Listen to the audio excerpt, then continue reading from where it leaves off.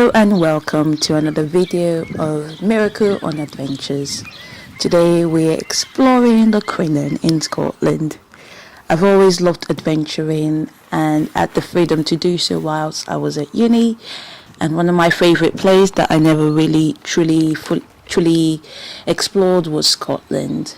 The idea of exploring the Crinan was my partner's, as we were visiting friends and family up north and in Scotland. This part of Scotland is fairly remote, so we did drive, but I do believe there are buses that run, I think, from Loch Crinan towards the Crinan.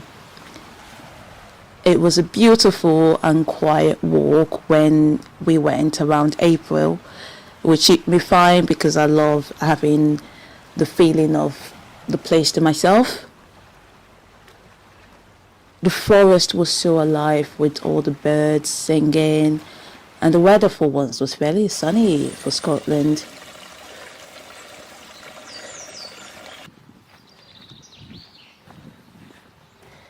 The terrain is fairly moderate. There are a few inclines here and there, but the trail was fairly straightforward. We barely used the map.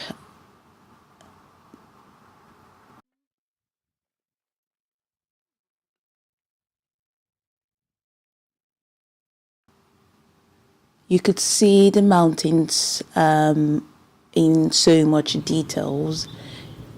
You could even see it in the distance, mountains towards Jura and Mull. Mull is another place I would love to explore. I think you do have to take a ferry for that, but that's another adventure one of these days I might go do. We did take a few breaks, which is always needed.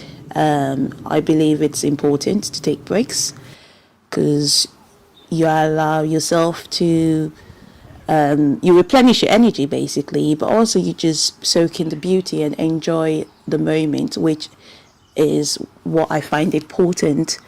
I wouldn't describe myself as a fast walker. I rather take my time and just enjoy my surroundings.